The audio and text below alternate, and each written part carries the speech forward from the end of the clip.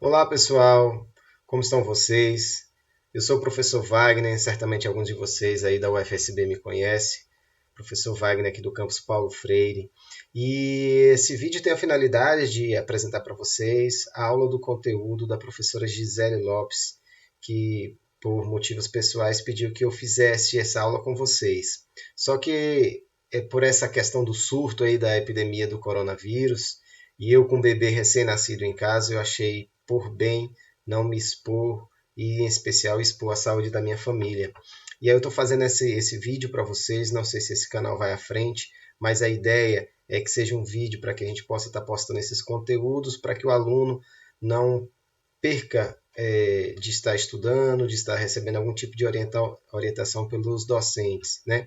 Em especial, eu tenho alguns componentes aí, e esse componente não é um componente meu, é da professora Gisele, e por motivos de necessidade, ela pediu que eu estivesse com vocês, alunos do curso de Biologia Celular. Então, hoje nós vamos tratar justamente desse conteúdo, né? O conteúdo que a professora Gisele estudaria com vocês, que era retículo endoplasmático e complexo de Golgi. De formação sou biomédico, tenho licenciatura em biologia também e sou mestre em genética e biologia molecular, né? Para quem não me conhece, é um pouquinho da minha apresentação e vamos ver o que a gente consegue apresentar para vocês. Certamente não conseguirei atender como a nossa professora Gisele consegue apresentar esse conteúdo para você, é uma aula dela, né? Ela me passou a aula justamente para que a gente pudesse fazer esse meio campo. Mas sem mais enrola, vamos ao conteúdo da aula. Então, pessoal, retículo endoplasmático e complexo de Golgi. Então, isso é uma temática muito interessante para os estudantes dos cursos de ciências, de BI Saúde, BI Ciências, e principalmente aqueles que querem levar os estudos da parte celular mais a fundo, seja da área de agrária, seja da área que for, dentro da nossa linha de ciência, né, dos alunos da ciência, os alunos do BI Saúde, aqui dentro da Universidade Federal do Sul da Bahia. O entendimento da célula e das suas estruturas é extremamente relevante para o aprofundamento dos estudos, seja numa planta vegetal, animal, no corpo humano e no entendimento das suas relações. Mas o que vem a ser, então, esse retículo endoplasmático? Vamos, então, apresentar um pouquinho desse conteúdo para vocês. Retículo Desculpe aqui, eu acho que eu... Agora sim, vamos lá. Então, vamos lá. O retículo endoplasmático é uma rede intercomunicante de vesículas achatadas que vai fazer uma comunicação interna, em especial dentro do citoplasma celular. Então, nós temos a estrutura de uma célula na sua membrana externa, que envolve toda essa célula, e semelhante a essa membrana externa, né, a membrana plasmática, nós temos uma rede de sáculos que envolve esses retículos endoplasmáticos. Então, e eles possuem uma comunicação interna contínua. E, em especial, eles possuem também uma comunicação com o núcleo da célula. Então, a rede intercomunicante de vesículas achatadas, redondas e em túbulos, né?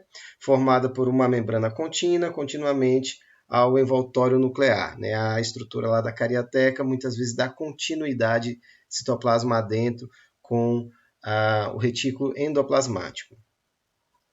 Então, essa estrutura celular ela ocupa um volume muito grande das células. Né? A maioria das células apresenta um volume de 10%, mas em algumas células especializadas nós podemos ter um volume de até 30% a 40% do volume da célula. Vai depender justamente qual a finalidade dessa célula, né? A quantidade como está dito aqui, né? A quantidade de retículo endoplasmático e a sua localização varia de acordo ao metabolismo. Então, quando nós falamos, por exemplo, de algumas células em épocas aí de coronavírus, né? Já esperamos, quer dizer, não sei se isso é bom ou ruim, mas quando tivermos contato com essa estrutura diferente, não reconhecível ainda pelas nossas células de defesa, nós teremos então os nossos retículos endoplasmáticos lá especialmente de uma célula conhecida como linfócito B, na sua forma já ativa como plasmócito, que vai estar utilizando o seu retículo endoplasmático para sintetizar as moléculas de anticorpos contra o Covid-19, né, contra o vírus causador do coronavírus. Então, é uma molécula o retículo endoplasmático é uma estrutura muito usual nas células, né? Outras células têm a finalidade de produzir enzimas, de secretar substâncias que também terá um papel muito importante na manutenção do nosso equilíbrio corpóreo. Vamos nessa. Então, aqui está uma representação daquilo que a gente vai estudar lá e um pouquinho daquilo que foi mencionado aqui, né? Então, desde lá da estrutura nuclear, uma continuidade a partir da carioteca, com esses sáculos, né, parecendo um labirinto, e em especial aqui nessa imagem, recoberto por algumas bolinhas aqui, mas o que vem a ser essas bolinhas, professor? Nós vamos falar disso já já. E ao longo desses sáculos, eles possuem a comunicação e meio que eles terminam em vesículas, né? Vesículas menores, arredondadas. E observe que as setinhas aqui mostrando o envio de estruturas que foram formadas aqui para outra estrutura celular seguinte, que aqui no caso é o complexo de Golgi, o aparelho de Golgi. E aí até a sua finalidade falaremos disso mais à frente, né? Vamos nessa. Então, esses retículos endoplasmáticos, eles podem ser encontrados nas células de duas formas. E essas formas estão diretamente relacionadas com o revestimento externo desse retículo endoplasmático. Então, aqueles que são recobertos por estruturas de ribossomos nós já estudamos, quer dizer, eu acredito que vocês já devam ter estudado, né? Os ribossomos são aquelas estruturas que têm a finalidade da síntese de proteínas, né? E eu chamo a atenção, eles estão aqui ancorados na superfície desse retículo endoplasmático. Então, cada bolinha dessa aqui, uma por cima e outra, uma maiorzinha embaixo, outra menorzinha em cima, isso aqui são as subunidades dos ribossomos. E observe aqui no slide, uma linha caminhando ao longo deles. Essa linha aqui, quem sabe? Isso aí, pessoal, isso mesmo, é o RNA mensageiro pelo qual está sendo capturada a mensagem, né? Traduzido a mensagem que veio lá do núcleo em proteína, que está representada aqui, não sei como você está aí na sua imagem, no seu aparelho, uma estrutura aqui que está sendo sintetizada, produzida a partir das cópias desse RNA mensageiro. Mas vamos falar disso mais à frente. Então, esse é o exemplo do retículo endoplasmático que possui essa série de granulações, né? Recebe o nome de retículo endoplasmático rugoso. Ele tem nome dessa rugosidade justamente pela presença dos poliribossomos na sua membrana externa. Já o retículo endoplasmático liso, ele não evidencia-se a presença desses, como nós podemos ver na imagem ao lado aqui, a presença desses ribossomos na sua superfície. E acredita-se muito que eles diferem na sua síntese de estruturas para a célula, né? E nós também trataremos disso mais adiante. Então, basicamente, aqui de cara, você já consegue entender o retículo endoplasmático rugoso, ele apresenta ribossomos aderidos à sua membrana externa. O retículo endoplasmático liso não apresenta nenhum ribossomo aderido à sua membrana externa. Professor, o ribossomo só existe aí? Não, existem os ribossomos que estão dispersos no citoplasma, que têm a sua finalidade de síntese proteica independente do retículo endoplasmático. Essa imagem a gente consegue ver em especial através de micrografia eletrônica, o chamado microscópio eletrônico, né? Porque eles têm uma capacidade de resolução muito maior. Na microscopia óptica, nós não conseguimos evidenciar a presença dos retículo endoplasmático numa coloração simples. Quando se utiliza uma coloração basofílica, você ainda consegue ver no citoplasma das células alguns grumos, alguns aglomerados de estruturas ácidas, né, que se coraram pelos corantes básicos. E, consequentemente, essas estruturas elas saltam aos olhos quando se olha na microscopia óptica, mas não se evidencia, não se vê aos detalhes a estrutura de um retículo endoplasmático. Aí para se fazer uma avaliação dele, um estudo mais aprofundado, você precisa então utilizar uma micrografia eletrônica, uma microscopia eletrônica. A imagem aqui, no caso, é a micrografia. Então, percebam comigo, ao longo desses sacos, aí vocês devem estar acompanhando essa setinha aí, ao longo desses sacos, observe que eles são comunicantes, né? Em algum momento eles se comunicam. Ao longo deles, você vê uma cobertura de um monte de bolinhas pretas, né? Então, essas bolinhas pretas são justamente o retículo endoplasmático. Aqui nessa parte aqui superior esquerda, você vê a comunicação desse retículo endoplasmático com a membrana nuclear. Aqui nós teremos já o núcleo. Então, veja bem, olha que interessante. Muitas das proteínas que são sintetizadas no citoplasma são RNAs mensageiros que saem do núcleo e vão direto para o citoplasma e lá os ribossomos sintetizam essas proteínas. Veja bem, quando algumas estruturas podem sair diretamente daqui, de dentro do núcleo para o retículo endoplasmático rugoso pela sua comunicação direta, né? Então, observe vamos dizer assim, uma agilidade no processo de envio de estruturas do núcleo para o citoplasma ou para o retículo endoplasmático. Então, aqui ao lado aqui a gente consegue ver alguns pontinhos representando os ribossomos. Então, vamos nessa, pessoal. Ixi, toda hora está abrindo uma coisa errada aqui. É aqui que eu tenho que clicar. Aqui. Outra imagem. Essa imagem é um corte diferente, né? Então, esse aqui é um corte que mostra a estrutura dos sáculos, né? Então, uma série de sáculos ao redor aqui, são todos esses canais aqui representados, também uma micrografia eletrônica, só que você está vendo aqui ao longo da luz dos vasos, dos sacos, né, das vesículas, e aí você vê que ele ocupa um grande volume do citoplasma da célula. Deixa eu voltar aqui. Ok. Então, pessoal, a gente vê aí que aqui o retículo endoplasmático rugoso, então no seu lúmen, né, no luz do retículo, né, desses túbulos, é o local onde ocorre a glicosilação de proteínas, né, a adição de uma molécula de carboidrato à proteína. Também nesse interior ocorre também a ancoragem de glicosilfosfatidilnositol em algumas estruturas proteicas. E observe, então, a diferença de uma síntese proteica no retículo endoplasmático, através do retículo endoplasmático rugoso, de uma síntese proteica simplesmente lá no citoplasma. Então, as proteínas que precisam sofrer algum tipo de alteração ou modificação molecular, elas precisam passar pelo retículo endoplasmático para agilizar esse processo de ajuste, seja esse ajuste da forma quaternária, do modelo tridimensional dessa proteína, para que ela seja efetiva no seu sítio de ação, ou uma modificação para que ela tenha uma ação específica em alguma região, seja na membrana plasmática, seja fora da célula. Então, são essas algumas diferenças que que o sistema de síntese proteica via retículo endoplasmático proporciona. Eu estou com dificuldade. Ok.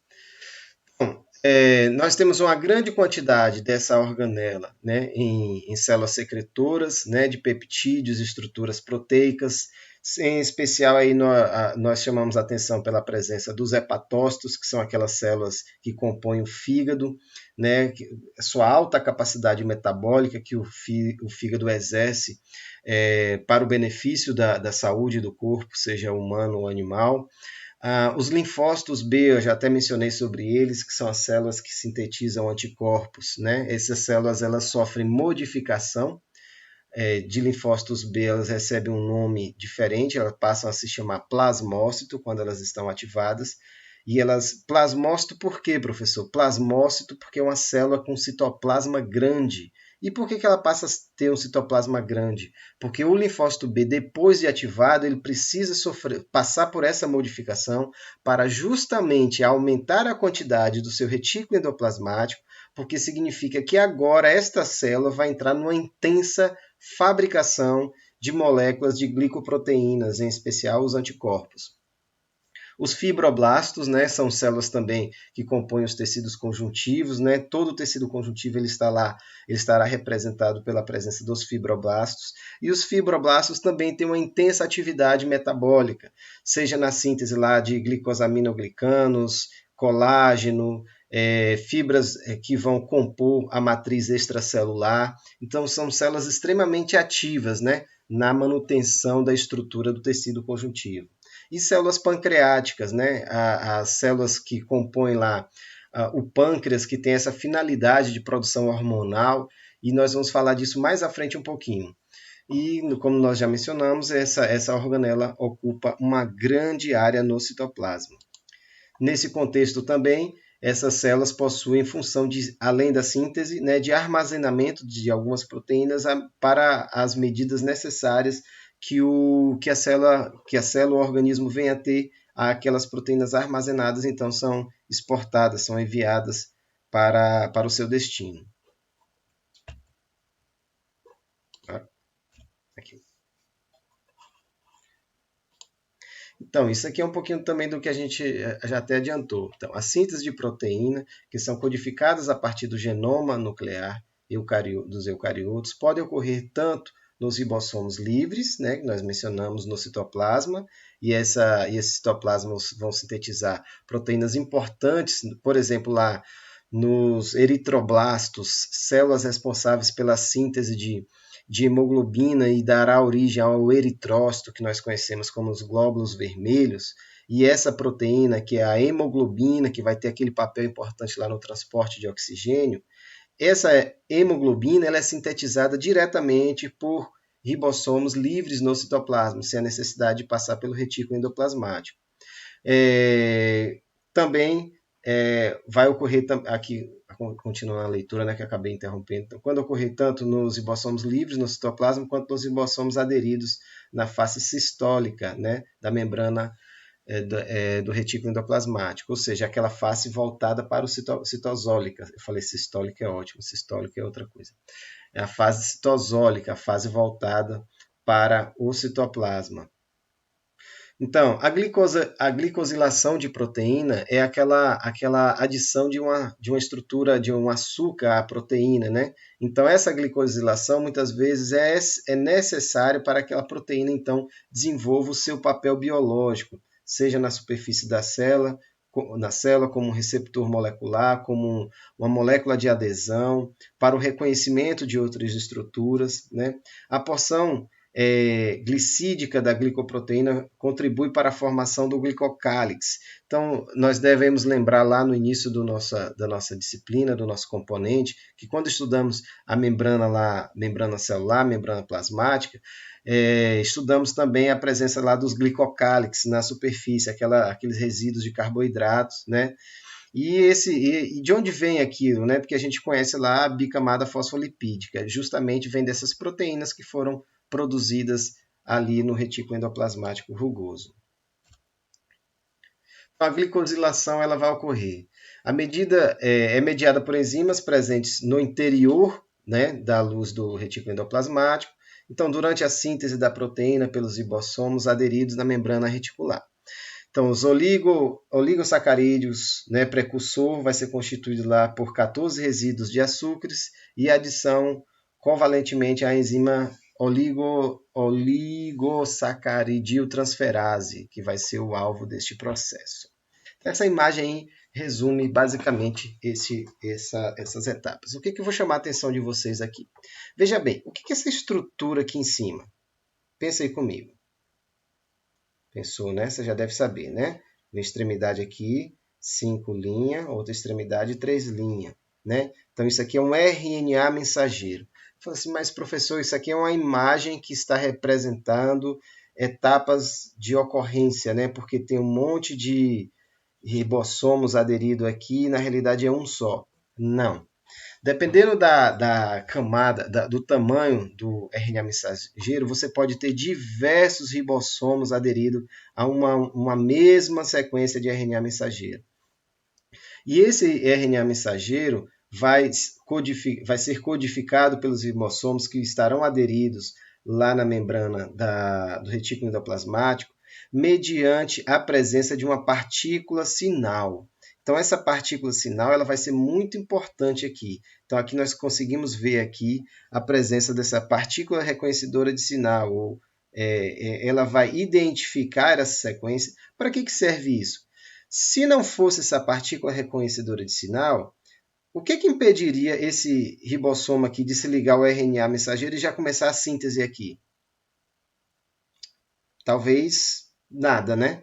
Mas essa partícula reconhecedora de sinal, ela justamente impede que você tenha uma região inicial, né, a sequência inicial, a sequência iniciadora da síntese, e aí ela simplesmente impede que a síntese inicie antes de que esse ribossomo faça uma ligação direta com uma proteína de ancoragem. Então, quando esse ribossomo vai se aproximando juntamente com o RNA mensageiro à superfície do retículo endoplasmático, essa partícula reconhecedora de sinal vai então se ligar aqui com a proteína de receptora de sinal e aí então vai liberar a sequência aqui inicial, a sequência sinal inicial para a síntese proteica, e então é fragmentado essa sequência inicial e a síntese proteica caminha. Né? Então, aí a síntese proteica mesmo, é isso mesmo, a partir da sequência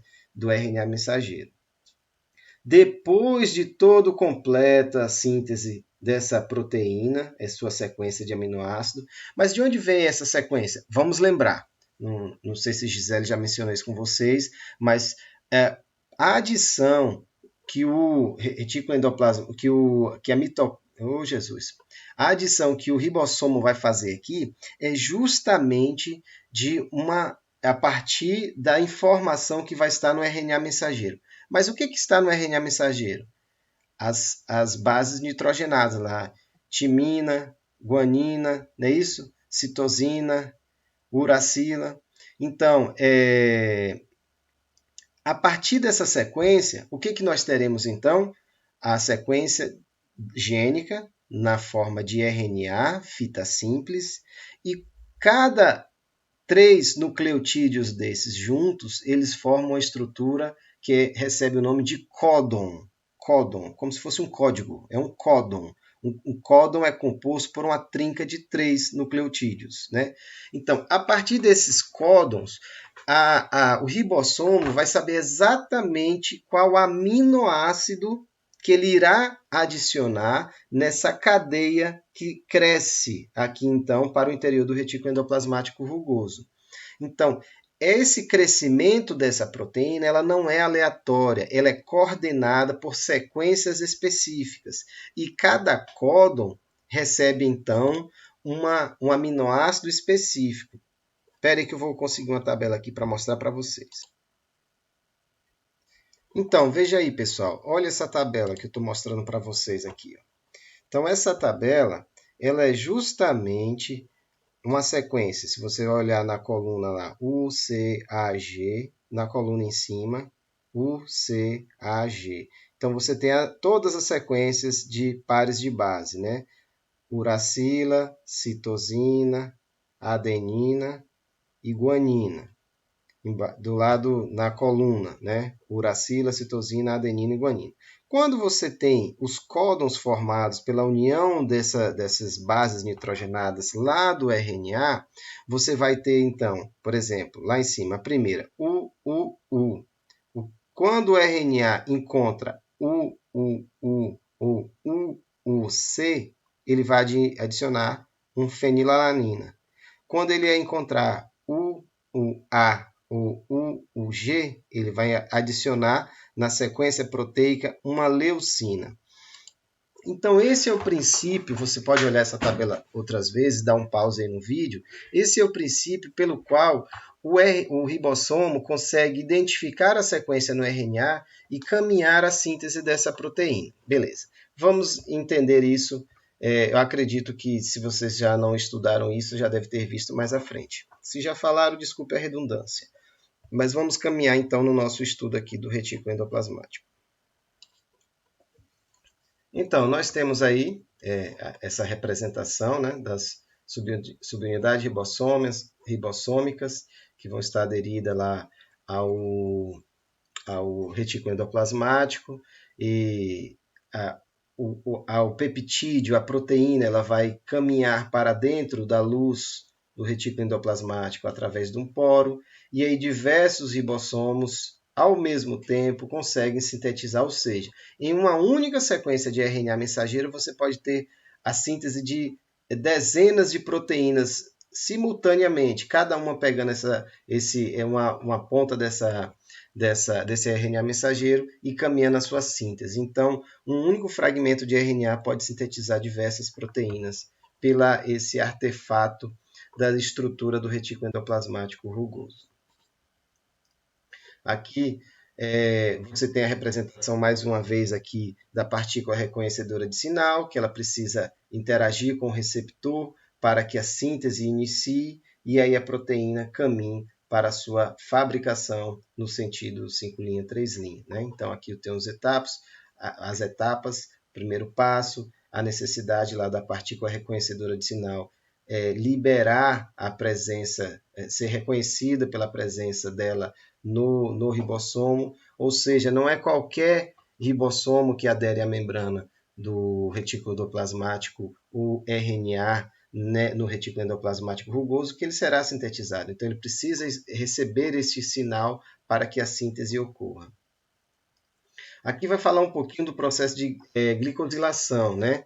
Então, você tem, após o término da síntese proteica, o oligosacarídeo precursor é processado no lúmen, ou seja, na parte interna da membrana, sofrendo a ação de enzima glicosidase e monosidase residual, reticulares, que vai promover, então, a retirada de 3 resíduos de glicose e um resíduo de monose, né? Então, alguns açúcares serão removidos e vão promover, então, a remodelagem dessa estrutura proteica inicialmente formada. Nesse ponto aqui, vou recomendar que vocês assistam esse vídeo. Eu não vou colocar o vídeo aqui, que é possível um vídeo em cima do outro vídeo dentro do YouTube, talvez o nosso, talvez não, certamente o meu vídeo aqui do canal vai ser bloqueado por cópia, alguma coisa dessa natureza, mas eu vou pedir que a professora Gisele disponibilize, ela certamente já deve ter disponibilizado o slide para vocês, e lá tem um link para vocês acompanharem essas etapas que sofre aqui no processo de glicosilação para a modificação dessa estrutura proteica formada, para que então ela possa ser exportada e ter o seu efeito no seu local-alvo. Aqui então mostra também esse processo, né, de síntese proteica, o dobramento da proteína, e observe que essa proteína aqui, ó, que foi sintetizada, que foi preparada, agora ela está sendo, como vou dizer envelopada, mas ela está sendo compactada aqui numa vesícula e está sendo destinada a uma outra estrutura celular, que nós vamos falar dela em breve. É justamente assim, vamos entender os processos, né? Então, essa sequência veio a partir do núcleo, né, que identificou uma região que precisava ser transcrita, que agora precisou ser traduzida e que agora precisa ser enviada para um local específico, mostrando o controle total da estrutura celular. Então, veja bem, aqui nós temos, então, esse retículo endoplasmático rugoso, que começou a síntese de uma determinada proteína. Essa proteína, então, está sendo exportada, né? Está sendo transportada, desculpe ainda, não exportada ainda, está sendo transportada a outra organela, que é o complexo de Golgi, e lá no complexo de Golgi ele passará por algumas etapas para que ele seja, então, enviado para o seu local de destino, seja na membrana celular, na membrana plasmática, ou simplesmente ser exportado como uma enzima, uma proteína que terá efeito fora da célula. Aqui também representa esses passos, né? Novamente, RNA mensageiro sintetiza a proteína modificada, envia para o retículo endoplasmático e encaminha o seu destino. Eu não sei se tem um áudiozinho aqui, mas eu não vou apertar para não ter aquele problema que nós mencionamos. Vocês com o slide aí, vocês podem acompanhar isso. Bora. Aqui então. Essas proteínas aqui, são sintetizadas, né, por ribossomos livres. Não, mencionamos isso aqui, então, os ribossomos livres eles podem sintetizar lá os peroxissomos, os cloroplastos, as proteínas lá da mitocôndria, e essas proteínas não precisam da intermediação do retículo endoplasmático. Aquilo que especialmente precisa exercer um papel, seja na membrana celular, seja fora da célula, né, como receptor, como um sinal molecular e precisa ser exportado, o exemplo que eu dei lá agora há pouco para vocês sobre os plasmócitos, lembram? Então, quando uma célula como o plasmócito lá sintetiza anticorpos, ele quer que esse anticorpo fique na célula, esse anticorpo tem algum efeito dentro da nossa célula? Não, né? Então, ele não teria lógica você sintetizar um anticorpo a partir de um ribossomo livre e esse anticorpo ficar ali, lá dentro da célula. Não tem efeito. O anticorpo são moléculas sinalizadoras que têm o efeito de se ligar a estruturas estranhas no ambiente extracelular. Então, ele precisa ser exportado. Então, por isso, é um exemplo que ele precisa ser sintetizado por um ribossomo que está aderido lá na membrana plasmática. Então, aqui você tem os lisossomos, as vesículas, a secreção vesicular e as células da membrana as estruturas da membrana plasmática também, quando você quer compor um glicocálix, quando você quer ter um receptor de membrana, né? Então, essas estruturas precisam serem sintetizadas por ribossomos aderidos ao retículo endoplasmático.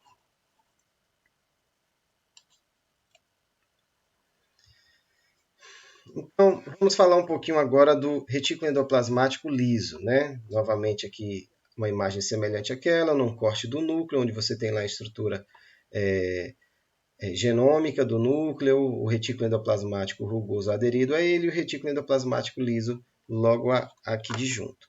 Então, vamos adiante. Então, não é porque o retículo endoplasmático liso ele não possua os ribossomos que ele deixe de ser importante, né?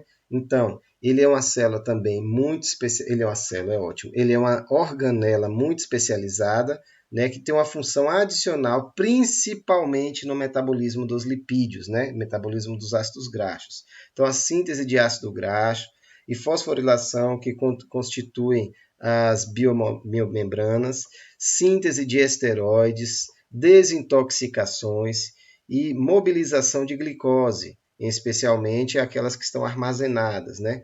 E armazenamento e liberação de cálcio. Então, o retículo endoplasmático exerce funções vitais para a célula, vitais.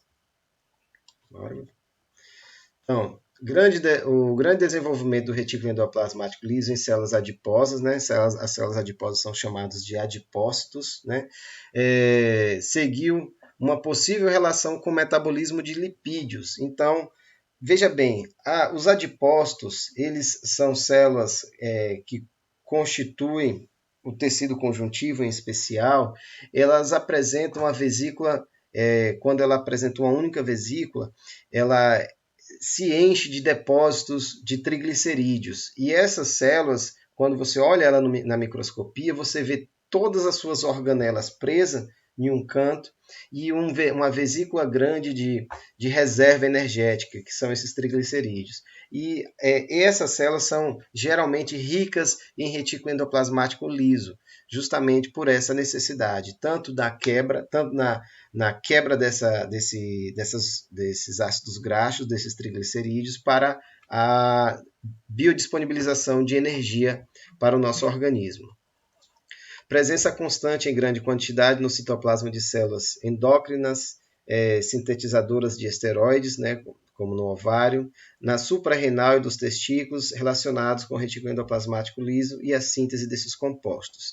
Então, as células que têm uma função de produção hormonal, os hormônios, na maioria das vezes, são de base esteroides, né, ele tem uma base lipídica muito forte, é essencial que essas células tenham um aparelho de retículo endoplasmático liso bem desenvolvido.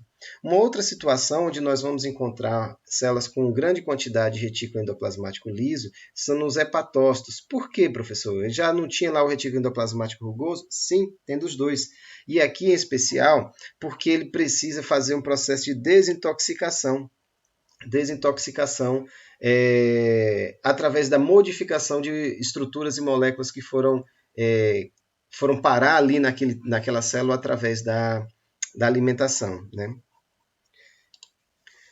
Também no músculo estriado, acredita-se a relação da grande quantidade de retículo endoplasmático liso é justamente também nessa suspeita estaria relacionado com a contração muscular e você poder gerar energia a partir de fontes gordurosas, né, do metabolismo de lipídio, disponibilizaria energia para a manutenção da atividade muscular.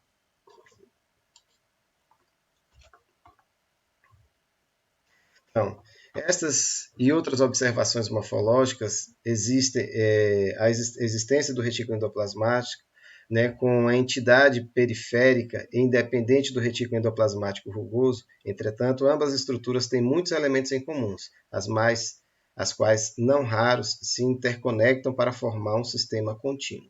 Então, apesar de estruturas distintas, elas podem ter uma continuidade, como representada aqui na imagem. Então, no retículo endoplasmático liso, nós teremos uma intensa atividade de biossíntese de fosfolipídios. Fosfolipídios são aquelas estruturas de membrana, onde tem sua região polar e apolar, né, que compõem a membrana plasmática e outras membranas corpóreas, como nas mitocôndrias e até no próprio retículo endoplasmático. E é neste local que vai ocorrer toda essa sintetização da estrutura de ácido gráfico, justamente com a fosforilação mais o glicerol, formando então fosfolipídio. Então, os lipídios sintetizados no retículo endoplasmático, eles vão migrar através da membrana contínua para as vesículas que vão então se destacar. As vesículas, então, vão se separar, vão se destacar do retículo endoplasmático, levadas por proteínas motoras apoiadas num citoesqueleto para o outro compartimento. Então, ao envio de moléculas também presente aqui no retículo endoplasmático liso, como nós vimos isso também no retículo endoplasmático rugoso. Também proteínas especiais do citosol, né, que se combinam com os lipídios do retículo endoplasmático liso e vão, então, transferir para as membranas. Então, vão compor. A membrana celular é uma estrutura renovável e ela precisa dessa contínua renovação. E essa renovação ela só é possível com a chegada de novos lipídios oriundos lá do retículo endoplasmático liso. Olha aí como eu disse. Então, esse envio, nós temos proteínas carreadoras, né, que vão, então, promover toda essa combinação de envio de glicoproteína, não, de fosfolipídio do retículo endoplasmático liso para a membrana, né, da célula.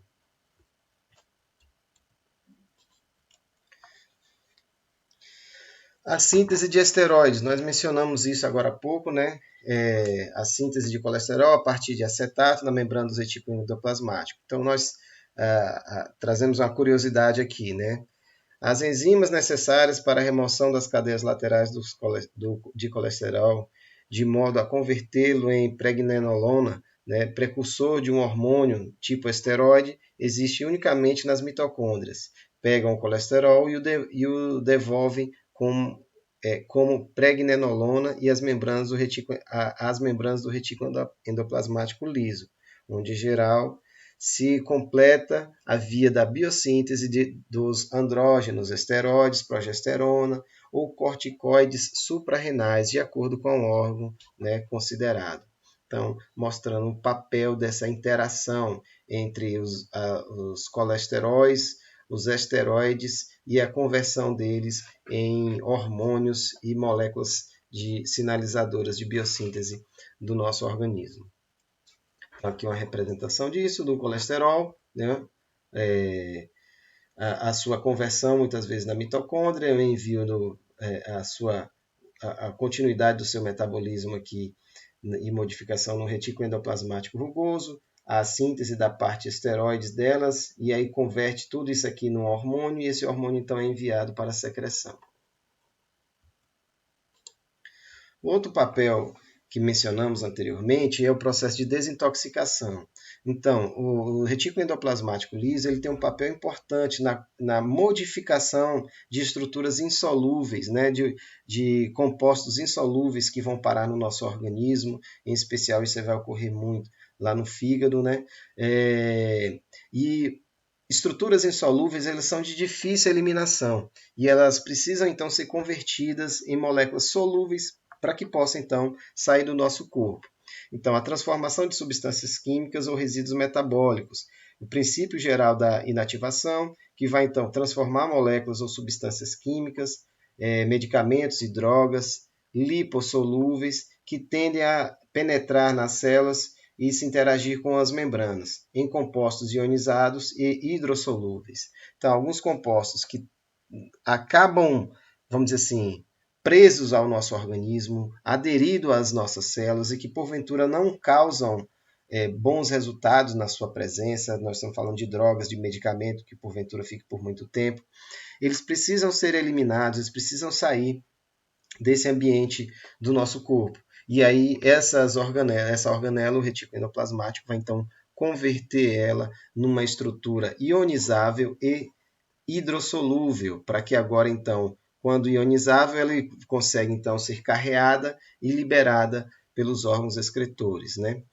Aí, então, ela vai prover a eliminação rapidamente por diversas vias, principalmente a urina, né? As duas fases que essa substância vai passar, né? A oxidação da substância, que por si mesmo aumenta a sua solubilidade, e depois une-se a outras substâncias, né, oxidadas ou outras moléculas, que resulta em um conjugado ionizado que ainda se torna mais fácil de ser eliminado. A função, quanto às enzimas, compõe o sistema oxidativo de função mista, que reside na membrana do retículo endoplasmático, né, que também vai ter um papel muito importante na atividade oxidativa das moléculas.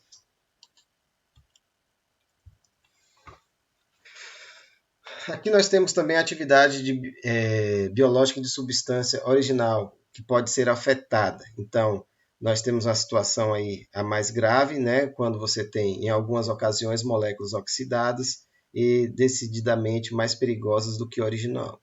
Então, uma molécula que é ingerida, que apareceu no nosso organismo por algum motivo, ou medicamento, ou ingestão alimentar, e a modificação dessa substância, porventura, trouxe algum malefício. Então, vou dar um exemplo aqui, né, mais claro, quando a gente come aquela carne muito assada, especialmente na brasa, que tem depósito lá de carvão, e ela está muito queimada, essa substância, né, que vai ser ingerida, né, aqui, ó, benzopireno, né, que vai se encontrar. Então, quando ela chega lá no fígado, ela acaba sendo convertida em 5,6-epóxido. Né? Esse 5,6-epóxido se torna uma substância pior do que o benzopireno, porque ela, então, essa conversão aqui gerou uma substância cancerígena. Outro exemplo aqui, ó, a desmetilação da codeína, que produz um outro composto que tem um poder ao sistema nervoso central, né, e muscular, que é a morfina muito grande. Então, algumas substâncias modificadas também podem apresentar malefícios, né? A modificação que ocorre no retículo endoplasmático, na maioria das vezes são benefícios, mas algumas substâncias não são perigosas na sua forma nativa, mas quando ingeridas podem apresentar perigos ao nosso organismo justamente por esse princípio de modificação ocorrente lá no retículo endoplasmático liso. Na modificação da glicose, né, em geração de energia, que nós já até mencionamos isso. Né? Nós temos os depósitos de reserva energética na forma de triglicerídeos que podem ser degradadas para gerar energia. Nós temos também nas reservas do nosso organismo lá a segunda forma mais rápida da gente obter energia. A primeira é justamente a glicose, a segunda é o glicogênio. Então, o glicogênio ele tem uma grande reserva dentro dos músculos e no fígado, né, nos hepatócitos. Então, à medida que você faz uma atividade física muito intensa, sua reserva de glicose, sua glicose cai, né, glicose sérica, né? E se você não repõe, obviamente, o organismo vai lançar a mão de uma primeira reserva, que vai ser então o glicogênio. E esse glicogênio será metabolizado no retículo endoplasmático liso e biodisponibilizará energia para vocês. Certamente todo mundo aí já ficou em algum momento, perdeu o horário de almoçar, foi lá para a fila do banco, do cartório, e deu horário do almoço e você ainda tinha 20 pessoas na sua frente, daqui a pouco você saiu do cartório e a fome passou. Então, como assim passou? Então, um dos fatores justamente é que as suas reservas foram consumidas para suprir aquela necessidade alimentar naquele momento. Não que necessariamente você não precise se alimentar, mas aquela sensação de fome pode então ser prorrogada utilizando reservas, né?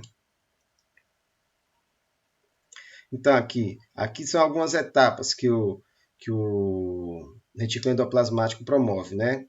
A glicogênio é quebrado por ação da enzima da glicogenólise. Então, a quebra dessa reação vai sofrer então a defosforilação da glicose, que tem lugar no retículo endoplasmático e que é quase exclusivamente no hepatócito. A enzima que vai estar envolvida aqui nesse processo vai ser a glicose 6-fosfato, né? Uma proteína integral da membrana do retículo do hepatócito. Então faz essa quebra, modifica, tira o glicogênio é convertido em glicose, e a glicose então pode ser rapidamente incorporada no ciclo lá de produção energética.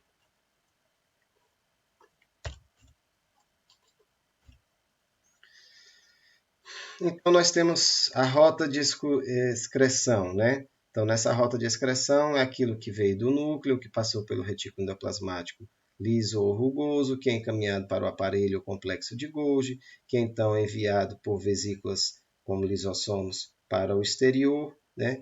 Ou incorporado em outros processos para a digestão, né? Como, por exemplo, algo que foi capturado aqui e o seu retículo endoplasmático produz enzimas, essas enzimas incorporam esse lisossomo, e essas enzimas vão então digerir, né, aquilo que foi capturado para a alimentação da célula ou simplesmente para uma eliminação. Quando a gente falar de uma célula fagocítica, um macrófago, um monócito, um eosinófilo, uma célula que tem uma alta capacidade de fagocitar, e quando ela fagocita, ela utiliza essas vesículas oriundas aqui do retículo endoplasmático, que passa lá pelo complexo de Golgi e incorpora uma vesícula do fagossomo com a vesícula dos lisossomos, né, que estão lá presentes, e aí nesse conteúdo ocorre a digestão e aquilo ali vai se tornar um peptídeo antigênico e muitas vezes vai voltar para a membrana aqui para sinalização para outras células de defesa, quando isso está envolvido no sistema de comunicação de células de defesa, né? Mas isso ocorre em todas as outras células. Um outro papel muito importante também é no armazenamento e liberação de cálcio, né? Em quase todos os tipos de células, o acúmulo dos endomembranosos de cálcio produz um transporte ativo mediado por bomba de cálcio. Então, gasta-se energia para o armazenamento desse cálcio. Dependendo de pequenos elementos tubulares, né? O calciossomo, que são considerados componentes do retículo endoplasmático, né, são chamados em compartimentos sequestradores de cálcio. Qual a importância desse cálcio aí? Então, o cálcio é um íon extremamente vital para muitas ações do nosso corpo, seja em região de sinapse neuronal, onde você precisa da presença do cálcio para liberação de neurotransmissores e para sinalização para a formação de novos neurotransmissores recém-sintetizados e os já sintetizados. Então, esse cálcio também ele deverá compor algumas estruturas celulares, como membranas mitocondriais, que vão estar intimamente relacionados com o seu metabolismo e, principalmente, na síntese lá de ATP, né, na interação aqui. Então, isso aqui mostra um pouco, né, da bomba de sódio e cálcio, o cálcio vindo para dentro da mitocôndria. Esse cálcio também como forma aqui de conversão, né, sendo essencial para a conversão lá na membrana, lá sendo utilizado de ATP em ADP. E aí você tem lá a reserva do retículo endoplasmático de cálcio e ele será utilizado quando você precisar. Essa reserva de cálcio, em especial lá na matriz mitocondrial, ela também será utilizada por um outro mecanismo celular, que é o mecanismo de morte celular programada. Quando a célula sofre vários tipos de lesões possíveis, não vamos entrar em detalhes aqui, elas podem então desintegrar a estrutura das mitocôndrias. E quando ocorre essa desintegração dessas mitocôndrias, aquele cálcio que geralmente estava presente ali, ele é liberado de maneira maciça no citoplasma.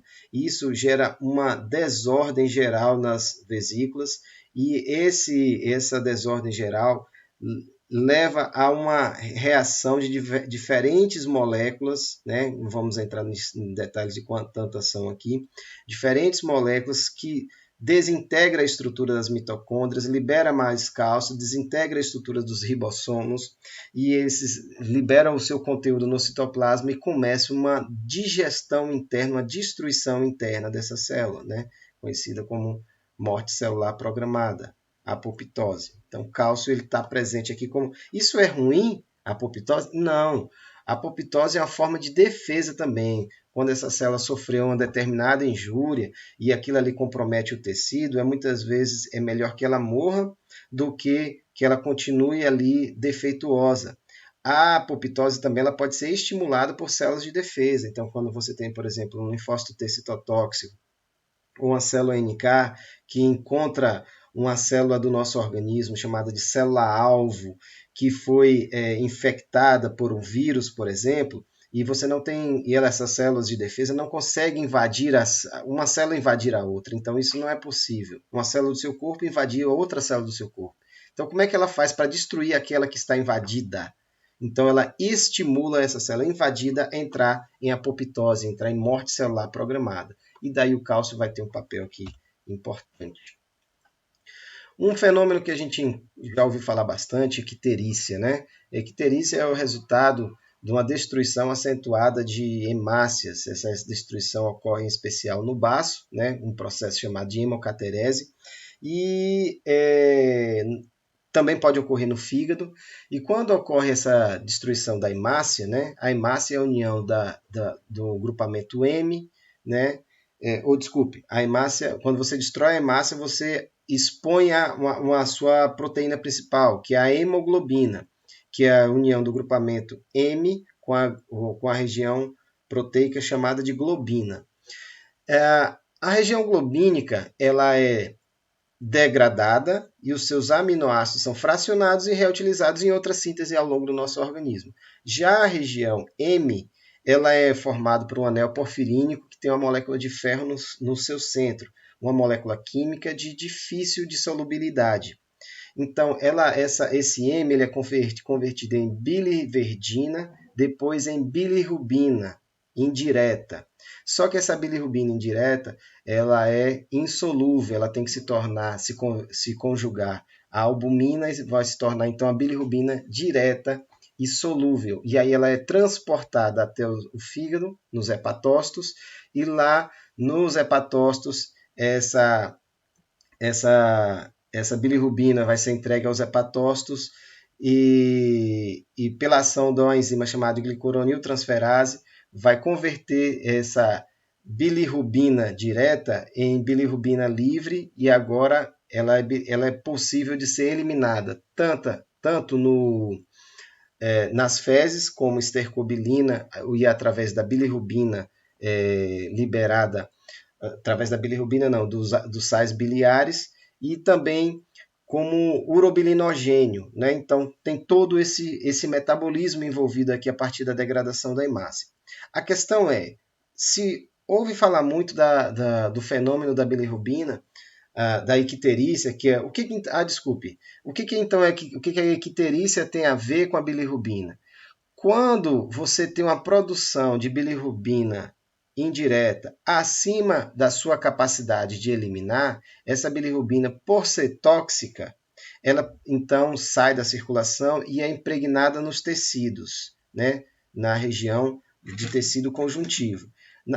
O seu depósito nos tecidos conjuntivos vai gerar uma coloração amarela, né? Aquele amarelão do corpo, as conjuntivas amarelas. E esse aspecto morfológico do amarelamento desses tecidos dá-se o nome de icterícia. Voltemos lá agora a todo o processo. Onde é que está o retículo endoplasmático liso?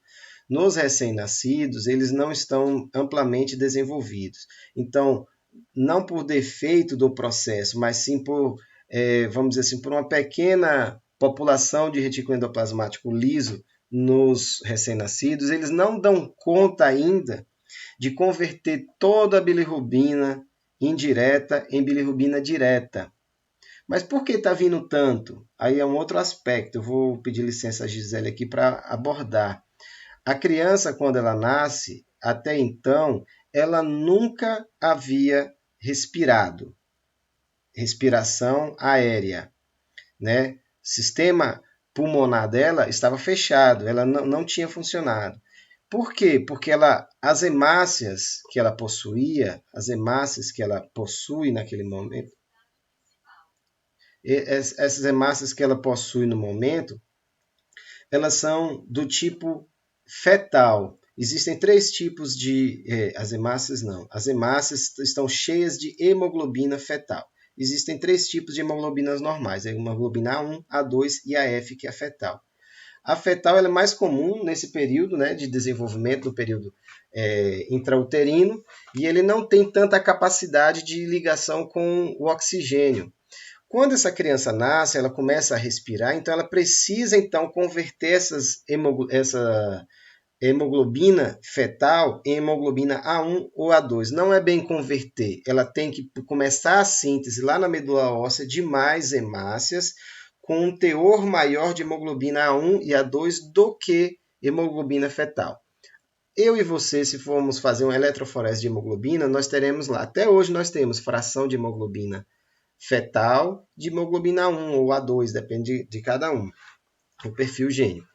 Então, quando a criança nasce, ela tem uma transição muito aguda daquelas hemoglobinas fetais que não estão mais sendo tão úteis e ela precisa mais de outro tipo de hemoglobina. Por não ser muito útil, ao passar agora pelo baço, elas são rompidas, essas células são destruídas para que se disponibilize lá a globina, o ferro, para que eles voltem lá para a medula óssea para a fabricação de novas hemoglobinas. Ok? Beleza? Compreenderam? Beleza, só que nesse resíduo tem o bendito da região M, que é a parte que é difícil de ser liberada e é tóxica. E aí, quando você tem um grande aumento de destruição da hemoglobina fetal para formar novas hemoglobinas, você aumenta o teor de bilirrubina indireta e quando chega lá no fígado da criança, ela não dá conta de converter tudo de maneira rápida. Consequentemente, aumenta a bilirrubina indireta no seu organismo, como você não está conseguindo eliminar, então isso vai para os tecidos. Vamos seguir então. No diabetes, então, os primeiros passos para a formação de insulina ocorrem no resíduo, né, do retículo endoplasmático, lá nas células betas das ilhotas de Langerhans. Então, você tem lá o retículo endoplasmático na síntese da insulina, que e precisa ser exportado naquele princípio que nós já falamos, né? Muito importante. Outro papel importante lá na tolerância ao álcool. O indivíduo que bebe uma cerveja fica tonto, mas ele começa a beber uma cerveja todo dia, daqui a 6 meses ele toma uma caixa de cerveja e não fica mais tonto. Por que isso? O organismo consegue se adaptar. Então, pelo excesso daquele composto tóxico, as células começam a aumentar a sua quantidade de retículo endoplasmático liso, que aumenta a capacidade e acelera o metabolismo do álcool mais rápido do que se espera. Então, esse indivíduo tem uma maior quantidade de retículo endoplasmático. Beleza, vamos falar então um pouquinho agora sobre complexo de Golgi. Então, o complexo de Golgi foi identificado pela primeira vez em 1898 pelo médico e pesquisador italiano Camillo Golgi. Então, Algumas coisas ainda na biologia, nas ciências, utiliza como nomenclatura o seu descobridor, ou aquele cara que estava envolvido em algum projeto, ou alguma homenagem a local e outras coisas mais. Então, o complexo de Golgi é um desses exemplos. Então, o que é esse complexo de Golgi? Um sistema de vesículas achatadas, denominadas de cisternas, podem variar em número e tamanho. Então, vem aquela questão da especialidade da célula naquela função. Essas cisternas, circundadas por diversas vesículas esféricas, responsáveis pelo transporte de moléculas entre os compartimentos, né, do complexo de Golgi. Então, as principais funções: empacotamento e endereçamento de secreções, reconhecimento e endereçamento de hidrolases lisossômicas, glicosilação de glicoproteínas, síntese de glicolipídios e processamentos proteolíticos de proteínas.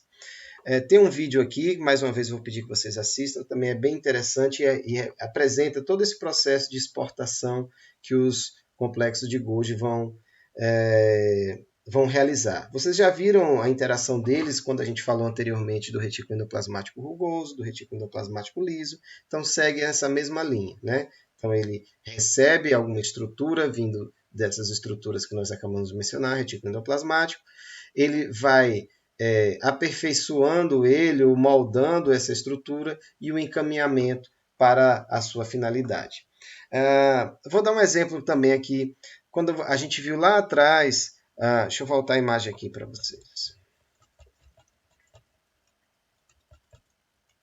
Então, quando, por exemplo, aqui você tem lá um lisossomos que degradou uma estrutura, e essa estrutura, por exemplo, é importante.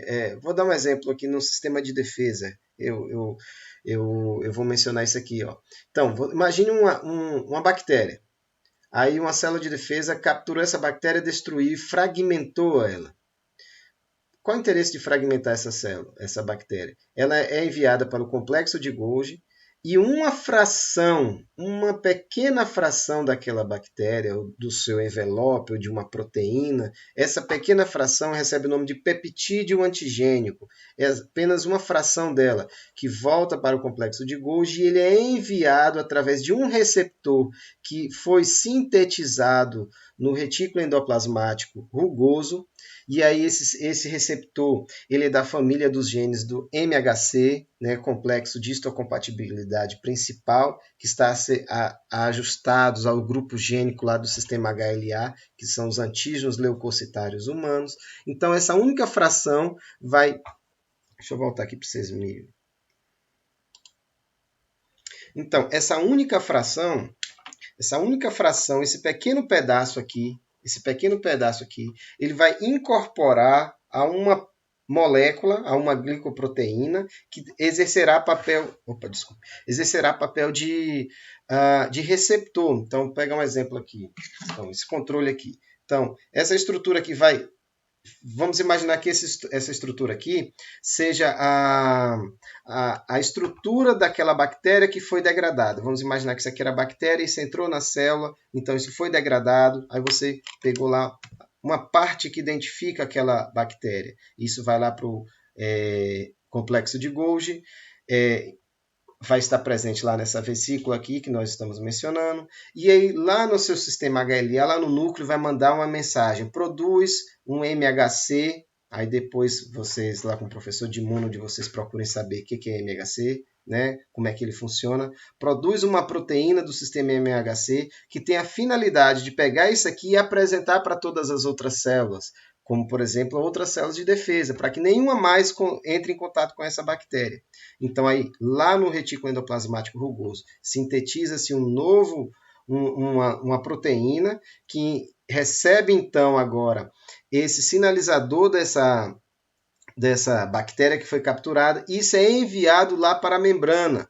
Então, isso vai ficar lá na membrana da célula. Então, lá na membrana da célula. E lá na membrana da célula, ela então vai exercer o seu papel. Então, veja a interação gênica, a interação aqui a interação dos genes, RNA, retículo endoplasmático rugoso, complexo de Golgi, lisossomos, membrana plasmática, complexo de Golgi e receptor de membrana, que agora se tornou. Né? Então é fantástico. Se você quer ser um profissional da saúde ou qualquer um cientista da área agrária, eu te digo, aprenda a biologia celular. Se você souber biologia celular, você tem grande chance de aprender qualquer outra coisa, porque ela explica muita coisa. Então, para mim, é a ciência mãe disso aqui. Bora seguir nossa viagem aqui. Já está acabando. Ixi, não, isso aqui eu já estava lá na frente. Isso aí. E quanto aos lisossomos, né? Digestão heterográfica, né? De substâncias, né, que foram capturadas. Heterográficas, isso aí. Essas partículas, né? Como aqui está trazendo no aspecto alimentar. Então, esse fagossomo aqui, essa estrutura aqui, capturou uma partícula que serviu para a nutrição da célula. Esse princípio aqui ocorre em diversas células do nosso organismo. Então, ela captura, utiliza aquela proteína, por exemplo, para fracionar aminoácidos para servir como reserva, né, para o seu organismo. Mas esse princípio também ele é utilizado aqui para destruição de invasores, né, digestão de autofagia. A autofagia que é um mecanismo de reaproveitamento celular. Então, como nós vimos aqui na aula de hoje, a gente tem muita coisa que é sintetizada o tempo todo, mas às vezes aquilo não é mais tão necessário e aquilo vai ficar ali, a gente vai guardar, aliás, as nossas células vão guardar igual a gente faz. Então, quando você pega uma coisa, você usou, você achou legal aquele sapato, mas está meio fora de moda, o que você faz? Você guarda, né? Pois é, nossas células elas não fazem isso. Aquilo que não serve mais, ela simplesmente vai ser fracionado, destruído, e vai ser útil as suas frações para outra coisa. Esse processo é autofagia, né? Também vai estar presente lá naqueles processos de autólise, né, de apoptose, naquela morte celular programada. Então, os lisossomos terá também um papel muito importante, né, na manutenção das células, seja na digestão, seja na eliminação. Então, seja na digestão das células, seja na manutenção das estruturas celulares, né, quando ela mantém íntegro o seu conteúdo do lisossomo. Então, o conteúdo do lisossomo simplesmente não pode sair de dentro da célula de qualquer maneira, porque ele está cheio de enzimas líticas, né, com função de quebra. Simplesmente um lisossomo que se rompe, ele pode começar a digerir todo o interior da célula. Isso é trágico para aquela célula. Então, seja no processo de digestão daquilo que está chegando de fora ou daquilo que está vindo por um processo de autofagia, biodisponibilização dos nutrientes, apresentação lá na superfície de peptídeos antigênicos. Então, esses lisossomos também vão interagir muito bem. Então, aqui nós temos mais um link de um vídeo, recomendo que vocês assistam. E galera, por hoje é isso. Eu espero ter conseguido transmitir algum conteúdo para vocês. Não sei se fui claro, desculpe, me embananei em alguns momentos aqui. É uma aula da professora Gisele e eu tentei atender esse pedido dela com o maior prazer, é uma satisfação poder ajudar os colegas. E se alguém tiver alguma dúvida, pode me mandar, ou até prefiro que mande para a Gisele, que pode ser que eu tenha cometido algum equívoco. E dá um abraço aí para todo mundo, se protejam, cuidado com esse vírus aí que está assolando a gente aí, e a gente tem que ter cuidado, né? Então, vamos nos precaver para que, não, mesmo que não nos adoecemos, mas também não possamos ser veículos, né, desse vírus de contrair, passar à frente. Às vezes você tem imunidade boa, passa por bem, mas outras pessoas lá na frente podem sofrer bastante, idosos, né, em especial. Valeu, um abraço. E quem sabe esse canal continua, né? Foi só a primeira aula. Se vocês gostaram, comenta alguma coisa aí. Se falei alguma besteira, também pode comentar. Valeu? Um abraço. Obrigado, pessoal.